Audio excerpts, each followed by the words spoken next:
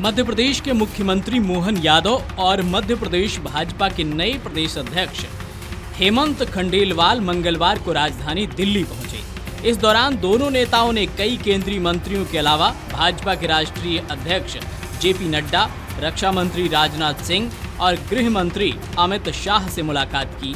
मुख्यमंत्री ने सबसे पहले उपभोक्ता मामले, खाद्य सार्वजनिक वितरण मामलों और केंद्रीय नवीन और नवीकरणीय ऊर्जा मंत्री प्रहलाद जोशी से मुलाकात की।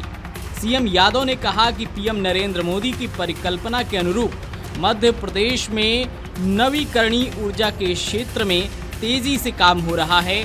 मुझे संतोष है कि मध्य प्रदेश न केवल सस्ती दर पर बिजली उपलब्ध करवा रहा है, बल्कि किसानों को भी सौर ऊर्जा के माध्यम से आत्मनिर्भर बनाने की दिशा में निरंतर प्रयासरत है। सुनवाते हैं कि सीएम मोहन यादव ने और क्या कुछ कहा है। द्वारा माननीय प्रधानमंत्री की भावना के अनुसार नवकरणीय ऊर्जा पे भी बड़ा काम किया जा रहा है। ऐसे में हमने सभी प्रकार की नवकरणीय ऊर्जा पे, खास करके सोलर, विंड, पंप स्टोरेज, सभी पे हम काम कर रहे हैं।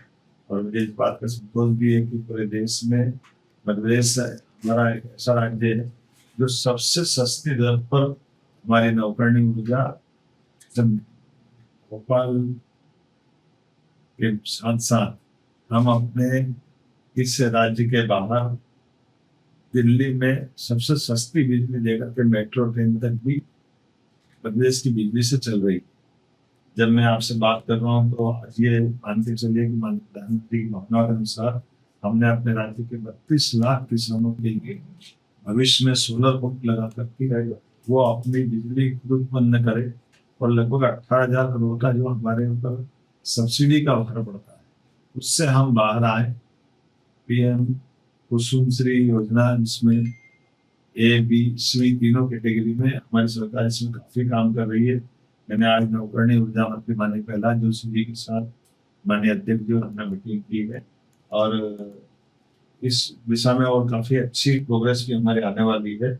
इसमें भविष्य के सोलर पार्क जो लगभग 4,200 मेगावाट का, उत्तर प्रदेश के साथ 2,000 मेगावाट का हमारा अलग से एक परस्पर सोलर एनर्जी का स्रोत बनेगा, जिसमें 6-6 महीने हम आपस में बिजली का बंटवारा भी करेंगे।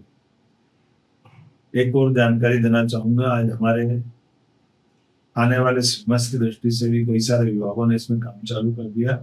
मैंने पिछले समय हमारे माननीय केंद्रीय राज्य सूचना एवं प्रसारण मंत्री श्री डॉक्टर एल मुरुगन से निवेदन किया था कि उज्जैन में आकाशवाणी का केंद्र प्रारंभ करें, ताकि सिमस्त जो 2028 में आ रहा है और वैसे भी एवरेज हमारी लगभग 7 करोड़ से ज्यादा धार्मिक पर्यटन के माध्यम से आवागमन उज्जैन में हो रहा है यात्रियों का। ऐसे में आकाशवाणी का केंद्र भी उज्जैन में खुले। मुझे एक बात प्रसन्नता है कि इस सैद्धांतिक स्वीकृति माननीय यशस्वी प्रधानमंत्री श्रीमान नरेंद्र मोदी जी के द्वारा मंत्री एल मुरुगन द्वारा दी गई है, जिसमें भविष्य में वो आकाशवाणी का केंद्र उज्जैन में चालू कर रहे हैं और तुरंत ही तब तक जब तक आकाशवाणी का स्टूडियो बने उन्होंने इंदौर के माध्यम से हमारे उज्जैन के प्रोग्राम को चालू करने की व्यवस्था बनाने की सैद्धांतिक स्वीकृति प्रदान कर दी है और वो हमारा आकाशवाणी केंद्र उज्जैन में प्रारंभ होगा। साथ ही साथ माननीय केंद्रीय रक्षा मंत्री माननीय राजनाथ सिंह जी के निवेदन किया गया कि हमारे राज्य के अंदर जब हम औद्योगिक निवेश के अलग अलग सेक्टर में काम कर रहे हैं, ऐसे में मेसर्स BML लिमिटेड बेंगलुरु द्वारा जो भारत सरकार का एक प्रतिष्ठित सार्वजनिक क्षेत्र का उपक्रम, इसके द्वारा अत्याधुनिक रेलवे कोच निर्माण इकाई का शुभारंभ करना है। हमने परस्पर आपस में तय किया है, जिसमें रेलवे मंत्रालय भी है, रक्षा मंत्रालय भी है और मध्य प्रदेश सरकार है।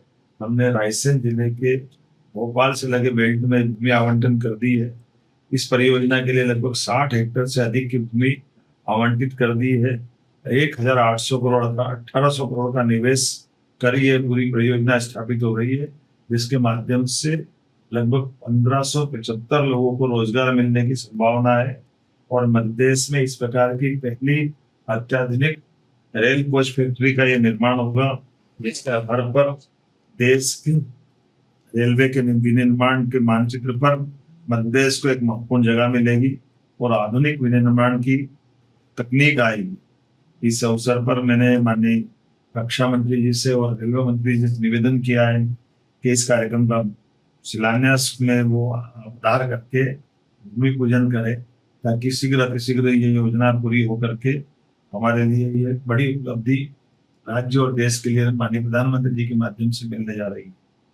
हमने इसी के साथ साथ अलग अलग हमारे और बाकी मंत्रीगणों से भी समय लिया है।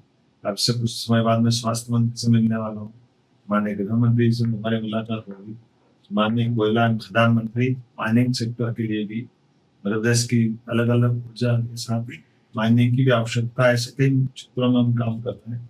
उसी प्रकार से कानून एवं न्याय मंत्रालय के मंत्री माननीय अर्जुन मेघवाल जी से भी हमारी मीटिंग होने वाली है। कुल मिलाकर मध्य प्रदेश सभी क्षेत्र में समान रूप से काम कर रहा है। सरकार के माध्यम से भारत सरकार और मध्य प्रदेश सरकार माननीय प्रधानमंत्री के नेतृत्व में डबल इंजन की सरकार के आधार पर विभिन्न विभागों के साथ तालमेल करे, इसी दृष्टिकोण से हमारा आज का दौरा था। मुझे संतोष है कि हमारे अभी तक के सभी मंत्रियों के साथ होने वाले हमारे विभागों की गतिविधियों के सभी सेक्टर अच्छे से संपन्न हुए। इसी प्रकार से उम्मीद करेंगे आपका सबको सहयोग मिलेगा। मध्य प्रदेश सरकार तेज गति से विकास के काम। इसके बाद मुख्यमंत्री मोहन यादव केंद्रीय सूचना प्रसारण राज्य मंत्री डॉक्टर एल मुरुगन से मिलने पहुंचे। सीएम ने बताया कि उज्जैन में होने वाले सिंहस्थ महाकुंभ 2028 को देखते हुए मैंने मंत्री मुरुगन से उज्जैन में आकाशवाणी केंद्र शुरू करने का निवेदन किया था। केंद्रीय राज्य मंत्री डॉक्टर मुरुगन ने इसकी सहमति और आवश्यक प्रक्रिया प्रारंभ करवाने के लिए आश्वस्त किया है। सीएम ने मीडिया से चर्चा में कहा कि उज्जैन में भी आकाशवाणी का केंद्र खोला जाएगा। जब तक उज्जैन में स्टूडियो बनकर तैयार नहीं होता है, तब तक इंदौर आकाशवाणी केंद्र से उज्जैन के प्रोग्राम बनाने की सैद्धांतिक स्वीकृति प्रदान की गई है। सीएम मोहन यादव और प्रदेश अध्यक्ष खंडेलवाल मंगलवार शाम को रक्षा मंत्री राजनाथ सिंह और भाजपा के राष्ट्रीय अध्यक्ष और स्वास्थ्य मंत्री जेपी नड्डा से मिलने उनके आवास पहुंचे। मुख्यमंत्री डॉक्टर मोहन यादव ने बताया कि भारत सरकार के उपक्रम बेंगलौर के BEML लिमिटेड के अत्याधुनिक रेल कोच विनिर्माण संयंत्र का शिलान्यास प्रदेश के रायसेन जिले में शीघ्र किया जाएगा। इसके लिए लगभग 1800 करोड़ रुपए का निवेश किया जा रहा है। इसमें प्रदेश सरकार, रेल मंत्रालय और रक्षा मंत्रालय की भागीदारी रहेगी।